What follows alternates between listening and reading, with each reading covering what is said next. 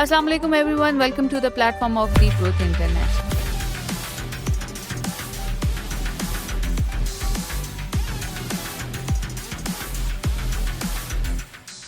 तो आपको लगता है कि अभी भी पाकिस्तानी जो टीम है क्रिकेट की उसे बहुत काम करने की ज़रूरत है? जी, बहुत ज़्यादा। या तो इसको बिल्कुल स्क्रैच से शुरू करने की ज़रूरत है। मेरा अभी भी अपना ओपिनियन ये है कि क्रिकेट बोर्ड में ऊपर से ले कर नीचे तक हर पोजीशन के ऊपर लोग तब्दील होने की ज़रूरत है। ये स्टार्टिंग पॉइंट होगा। उसके बाद मैनेजमेंट और कोचिंग स्टाफ के अंदर चेंजेस की ज़रूरत है, कुछ एक्सेप्शंस के साथ। माइक हैसन को मेरा ख़्याल है मौका मज़ीद मिलना चाहिए, लेकिन इसके अलावा कोचिंग स्टाफ का कोई भी एक मेंबर नहीं रहना चाहिए। और टीम को दोबारा से हमें बिल्ड करने की ज़रूरत है वर्ल्ड कप 2026 को मद्देनज़र रखते हुए। और ये इम्पॉर्टेंट अभी इसलिए भी है क्योंकि हम एक T20 सीरीज़ साउथ अफ्रीका के साथ खेलने जा रहे हैं। इसी टूर के दौरान साउथ अफ्रीका की जो टीम है वो वर्ल्ड टेस्ट चैम्पियनशिप का अपना पहला, और हम भी अपना पहला जो इम्तिहान है उसमें उतरने लगे। और South Africa last world test championship का चैम्पियन है, और हमारे हालात आपको पता ही हैं कि 2-3 साइकिल्स के अंदर किस तरह के रहे हैं। बट ये मेरे ख्याल से बेनिफिशियल होगा पाकिस्तान के लिए ये ट्रिप। ये हमारी होम सीरीज़ है, होना चाहिए बेनिफिशियल, लेकिन किस पॉइंट ऑफ व्यू से? स्क्वाड कम्बिनेशन के पॉइंट ऑफ व्यू से मेरे ख्याल से ये बेनिफिशियल होना चाहिए, लेकिन मुझे इस तरह के आसार नज़र नहीं आ रहे हैं। क्योंकि लास्ट जो हमने टेस्ट सीरीज़ खेली वो हमने वेस्ट इंडीज़ से खेली थी होम के ऊपर, जो वर्ल्ड टेस्ट चैम्पियनशिप की शायद हमारी लास्ट सीरीज़ थी। उसमें हम उनसे होम पे एक मैच हार गए थे। इस दफ़ा जब हमने स्क्वाड सेलेक्ट किया है तो पहले तो जो होम टीम्स होती हैं यूजुअली वो 12 या 13 रुकनी स्क्वाड दे देती हैं। मतलब वो क्लियर होते हैं कि हमने किस कम्बिनेशन के साथ जाना है। हमने 18 रुकनी स्क्वाड अनाउंस कर दिया, फिर उसमें से हमने 2 बंदे ड्रॉप करके उसको 16 कर दिया। दूसरा कंसर्न उसमें फिर वही, अगर बॉलिंग वाली साइड के ऊपर जाया जाए तो अब एक बॉलर हैं आसिफ अफरीदी जो कि स्पिनर हैं, उनको इंक्लूड किया गया है। चांस यही नज़र आ रहा है कि दोबारा स्पिन फ्रेंडली विकेट्स होंगी जिस तरह के मुल्तान में बनाते रहें, और उसी तरह अपोजिशन को ट्रैप करने की कोशिश की जाएगी। लेकिन इसमें 2 प्रॉब्लम्स हैं। पहला प्रॉब्लम ये है कि आसिफ अफरीदी जो हैं वो शायद 37 या 38 साल के हैं। तो इस टाइम में यूजुअली प्लेयर्स और उनसे छोटे प्लेयर्स रिटायर हो गए होते हैं। तो जब आप एक स्क्वाड बना रहे हैं और टेस्ट चैम्पियनशिप साइकिल के बिल्कुल आप इनिशियल मैचेस, पहला मैच बल्कि गालिबन आप खेलने जा रहे हैं, तो आप जो स्क्वाड बिल्ड करते हैं वो इस फोकस के साथ करते हैं कि 2 साल बाद मैं इस साइकिल का फाइनल खेलना चाहता हूँ, और कम्बिनेशन इस तरह का हो कि इसको मैंने 2 साल के लिए कंटिन्यू करना है। इसमें 2 अहम क्वेश्चंस थे हमारे पास। एक का तो मैंने आपको बता दिया कि हमने कम्बिनेशन किस तरह का सिलेक्ट किया है। दूसरा था कप्तानी का। शान मसूद इस वक्त हमारे टेस्ट टीम के कप्तान हैं, और उनको पीसीबी ने डी कैटेगरी में रखा हुआ है कॉन्ट्रैक्ट की, क्योंकि वो ऑब्वियसली एक फॉर्मेट पीसीबी उनको खिला रहा है। तो ये कप्तान के लिए भी डीमोटिवेटिंग है, और पूरी टीम के हाँ, लिए भी है। और क्लैरिटी भी नहीं है आपको कि आप इस कप्तान के साथ कंटिन्यू करना चाह रहे हैं या नहीं। अगर आप नहीं करना चाह रहे तो आप उनको अभी खुदा हाफिज़ कहें और किसी नए कप्तान के साथ पहले टूर के ऊपर जाएं, जो कि 2 साल तक आपका फ्यूचर प्लान्स का हिस्सा हो। और अगर आप मिड साइकिल उसको करते हैं और दोबारा से टीम बिल्डिंग के प्रोसेस में विद इन साइकिल जाते हैं, तो इसका मतलब ये है कि आप अभी भी सीरियस नहीं हुए। ये तो हो गई टेस्ट फॉर्मेट की बात। वनडे के कप्तान बदस्तूर मोहम्मद रिजवान है। ऑल दो के वनडे के अंदर उनकी कप्तानी के अंदर एक अच्छी परफॉर्मेंस रही है टीम की। ऑस्ट्रेलिया में हमने ऑस्ट्रेलिया को सीरीज़ हराई, फिर हमने साउथ अफ्रीका में साउथ अफ्रीका में हमने साउथ अफ्रीका को सीरीज़ हराई। लेकिन फिर वेस्ट इंडीज़ में जाके हम एक ओडीआई सीरीज़ कोई 30 साल बाद शायद हार गए। तो वहाँ पे भी फोकस की ज़रूरत है ओडीआई फॉर्मेट में। लेकिन क्योंकि ओडीआई फॉर्मेट इस वक्त अक्रॉस द ग्लोब बहुत कम खेला जा रहा है, तो मेरा ख्याल है पीसीबी का फोकस भी उसके ऊपर उतना ही है। और जो T20 फॉर्मेट है उसमें हमने अभी 2026 में एक वर्ल्ड कप खेलना है, उसके लिए सीरियसनेस मुझे बिल्कुल नज़र नहीं आ रही। अभी जिस वक्त हम बात कर रहे हैं स्क्वाड के ऊपर जो है डिस्कशंस हो रही हैं, और कहा यह जा रहा था, अभी तक जो रूमर्स चल रहे हैं वो ये चल रहे हैं कि शायद आगा सलमान को कप्तानी से हटाया जा रहा है। अगर हटाया जा रहा है तो मेरा ख्याल है कि ये एक अच्छा डिसीजन है, और पर्सनली आगा सलमान के लिए बहुत बेहतर है, क्योंकि जिस तरह की परफॉर्मेंस उनकी कैप्टनसी के बाद से रही है, यानी 15-18 मैचेस के अंदर उन्होंने कप्तानी की है, मुश्किल से हम शायद 4-5 जीते, और वो भी कोई खातिर ख्वाह कामयाबियाँ नहीं थी। और इस अगर एशिया कप के अंदर आप देखें तो पैथेटिक परफॉर्मेंस थी उनकी। उनके अंदर ये कॉन्फिडेंस नज़र नहीं आया कि वो ख़ुद से बॉलिंग करें, सवाए एक मैच के जबकि वो ऑफ स्पिनर थे, और जब लेफ्ट हैंडर खेल रहे होते हैं तो ऑफ स्पिनर का किरदार बहुत ज़्यादा बढ़ जाता है। वहाँ उन्होंने खुद से कॉन्फिडेंस शो नहीं किया। अच्छा, इसके अलावा फिर बैटिंग पोजीशंस के लिहाज से और बॉलर्स को यूज़ करने के लिहाज से उनके ऊपर बहुत ज़्यादा तनकीद है कि मोहम्मद नवाज़ जैसे फ्रंट लाइन बॉलर को आपने खिलाया हुआ है और आप उनसे ओवर्स नहीं करा रहे। एक मैच में उन्होंने ओवर्स ही नहीं कराए स्पिन फ्रेंडली कंडीशंस में। दूसरे फाइनल के अंदर उन्होंने सिर्फ 1 ओवर कराया। फिर पावर प्ले के अंदर जो है आप साइम अयूब से बॉलिंग करवा रहे हैं, जो कि कोई रेगुलर ऑलराउंडर नहीं है या रेगुलर बॉलर नहीं है, और पार्ट टाइम बॉलिंग भी बहुत रेयरली उन्होंने करवाई हुई है। लीग में करवाना एक और बात होती है। इस तरह तो सुनील नारायण से आईपीएल के अंदर ओपनिंग भी करवाई जाती है, लेकिन इससे आपकी सीरियसनेस का, आपकी अप्रोच का पता चलता है। इस वक्त एक गंदी कारकर्दगी, बहुत ही गंदी कारकर्दगी, वो दब गई इस सारे ट्रॉफी वाले फियास्को की वजह से। हाँ। और जो पॉलिटिक्स इन्वॉल्व थी, हमने मैच तो हार दिया, लेकिन हमने जो एक पॉलिटिक्स थी उसमें हम थोड़े से जीत गए। नहीं, उसमें भी ये तो आप कह सकते हैं कि एशिया कप ख़त्म हो गया, हम हार गए सारा, और उसके बाद, और ये भी मेरा ख्याल है इंडियन टीम, उनके मीडिया और उनके बोर्ड की स्टुपिडिटी है कि एक ऐसा इवेंट जिसमें आपने इतनी क्लिनिकल परफॉर्मेंसेस दी हैं, उसके बाद आप आखिर में ये कर रहे हैं। इसमें इसको इन्वॉल्व नहीं होना चाहिए था पॉलिटिक्स में, और उसकी वजह से हमें नुकसान ये है कि इसके बाद भी उस तरह का माहौल नहीं बना जिस तरह का इस तरह के मेजर टूर्नामेंट्स के बाद बन जाया करता है। अगर फाइनल में पहुंचने की बात की जाए तो श्रीलंका के साथ एक क्लोज मैच था, बांग्लादेश के साथ एक क्लोज मैच था।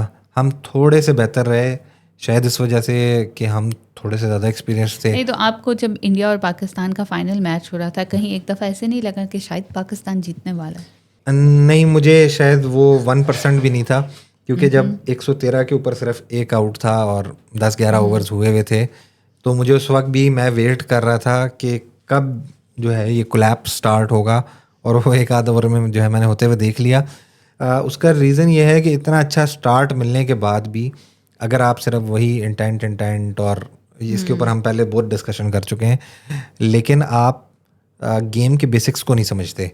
राइट। आपने प्लेयर्स इस तरह के रखे हुए हैं जो प्रेशर हैंडल नहीं कर सकते, या वो आंखें बंद करके बस बैट घुमाना शुरू कर देते हैं। तो इस तरह के कोलैप्स, और ये माजी में भी होते रहे, इनका ब्लेम सारा बाबर आजम के ऊपर जाता रहा। मुझे सिर्फ जिस चीज़ पे हैरत है वो ये है कि इस दफ़ा कोई कप्तान को ब्लेम नहीं कर रहा। अगर हारिस रऊफ़ ने छक्के खा लिए, चौके खा लिए, तो लोग कप्तान को ब्लेम नहीं कर रहे।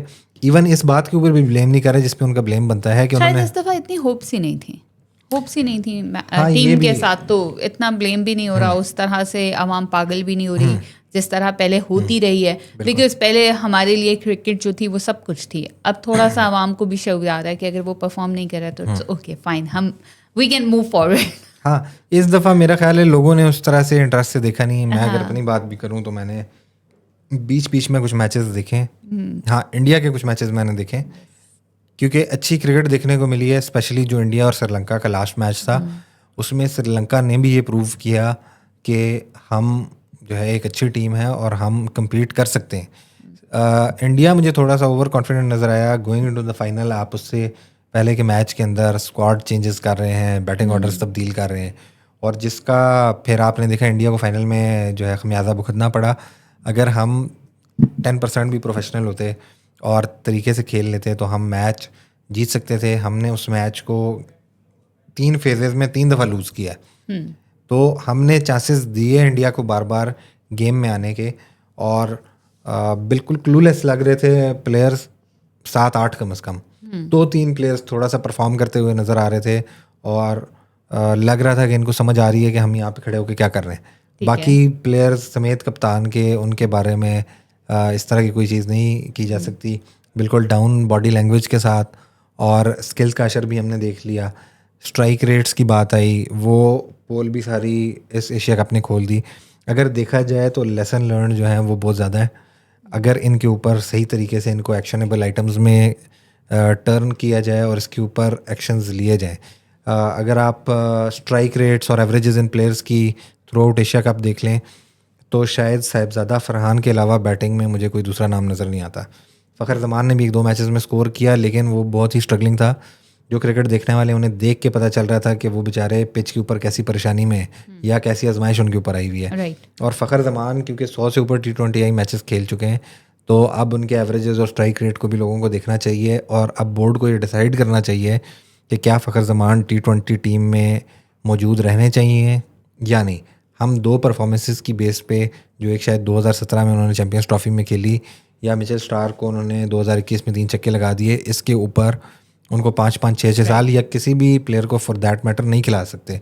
अगर आप इंडिया की टीम को देखें तो यशस्वी जायसवाल जो हैं बहुत अच्छे बैट्समैन हैं, सिर्फ टेस्ट टीम में नहीं, उनकी T20 ODI टीम में दुनिया की किसी भी टीम में जगह बनती है। श्रेयस अय्यर सेम केस, और इस तरह के बहुत से टैलेंटेड प्लेयर्स हैं, लेकिन उनकी इंडियन टीम में जगह नहीं बन रही। अनफॉर्चुनेटली हम जो है वो किसी नॉस्टैल्जिया में जी रहे हैं। अगर इसी तरह करना है तो मेरा ख्याल है शोएब अख्तर, वसीम और वकार को भी खिला लिया जाए कि जी उन्होंने 1999 में बड़ा अच्छा परफॉर्म किया था, या इमरान खान को खिला लें कप्तान बना के कि 92 के वर्ल्ड कप में उन्होंने बड़ा अच्छा किया था, अगर हमने इसी फार्मूले पे जाना है। और दूसरा जो है एक पैटर्न और एक स्क्रिप्ट नज़र आता है, हमने लास्ट टाइम भी इसके ऊपर बात की। यही दिन थे, बिल्कुल एग्जैक्टली यही दिन थे जब श्रीलंका लास्ट टाइम आई थी पाकिस्तान टूर के लिए। हमने उनके साथ 3 T20I मैचेस खेले। सरफराज अहमद उस वक्त कप्तान थे।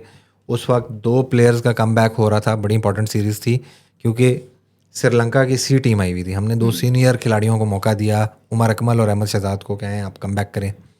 पैथेटिक परफॉर्मेंस थी उनकी भी। वो एक शायद मुझे वाहिद सीरीज़ ऐसी उस बाबर आजम के प्राइम में नज़र आती है जिसमें उनसे भी अच्छी परफॉर्मेंस नहीं हुई, और रिजल्ट ये हुआ। आपको लग रहा है बाबर आजम के वापस आने के कोई चांसेस हैं 2026 में वर्ल्ड कप में? उनकी जगह तो टीम में बनती है। मैं सरफराज की बात कर रहा था, उस वक्त एक कप्तान को हटाया गया सरफराज को, और बाबर आजम को कप्तानी मिल गई। 2024 में वो स्क्रिप्ट दोबारा T20I वर्ल्ड कप में रिपीट हुआ। बाबर के साथ 2 हम बहुत ही सीनियर प्लेयर्स को रिटायरमेंट में से वापस लेके आए, इमाद वसीम और मोहम्मद आमिर, और फिर इमाद वसीम ने हमें इंडिया वाला मैच हरवाया, और करते करते हम फिर वर्ल्ड कप से ही बाहर हो गए। तो यही स्क्रिप्ट है जो हम बार बार देखते जा रहे हैं। जो कप्तान थोड़ा सा बड़ा हो जाता है बोर्ड से, या वो कप्तानी सही तरीके से करने लग जाता है, तो हम उसको पुश करने की कोशिश करते हैं। मोहम्मद रिजवान को हमने कप्तान तो बना दिया, लेकिन असद शफीक को साथ भेज दिया कि वो बाहर से बैठ के टीम को कंट्रोल कर रहे हैं और प्लेइंग 11 डिसाइड कर रहे हैं। बाबर आजम की जहाँ तक वापसी की बात है, ये स्पेकुलेशंस चल रही हैं, टीम में उनकी जगह भी बनती है, क्योंकि हमने देखा कि बाबर आजम को हमने बाहर निकाला और बाकी जिन लोगों को हम एज पिंच हिटर ले गए थे कि ये छक्के लगाएंगे, वो बाबर आजम की तरह की क्रिकेट खेलने शुरू हो गए। बाबर आजम को कम से कम वो तजर्बा था उस क्रिकेट में, वो स्ट्राइक्स रोटेट कर सकते थे। लेकिन मेरा ख्याल है कि डिसीजन लेना बहुत टाइमली ज़रूरी है, बिकॉज पहले ही ऑलरेडी टाइम कम है आपके पास 2026 के वर्ल्ड कप को लेकर। अगर आपने बाबर आजम और रिजवान को इंक्लूड करना है वापस T20I सेटअप में, तो ये सीरीज़ है जिसके अंदर आपको उन्हें मौका देना पड़ेगा। और उनके NOCs भी कैंसिल कर दिए गए हैं। जो बिग बैश लीग के लिए उनके NOCs थे वो कैंसिल कर दिए गए हैं, जिसके ऊपर शायद ऑस्ट्रेलियन बोर्ड ने भी बात की है। अगर वो आपके प्लान्स में नहीं है तो आप उनके NOC क्यों क्लियर कर रहे हैं? और वैसे भी अगर आप उनको यहाँ पे डोमेस्टिक सेटअप के अंदर कोई चीज़ खिला रहे हैं, तो उससे बेहतर है कि वो बाहर जाके लीग्स खेलें, उनको एक्सपोजर मिले, वो ड्रेसिंग रूम शेयर करें। और हमारे सब प्लेयर्स को ज़रूरत है, इनको फ्री में भेजना चाहिए कि आप इनको सिर्फ इन ड्रेसिंग रूम में रखें फॉर द एक्सपोजर। हाँ, ताकि इनको पता चले कि प्रोफेशनल टीमें किस तरह बिहेव करती हैं, वो सोचती किस तरह हैं, वो अपने प्लान्स को किस तरह एग्जीक्यूट करती हैं, और प्लान्स बनाती किस तरह हैं, जिसमें सब एरियाज़ में ये लोग इस वक्त एक फेलियर साबित हुए।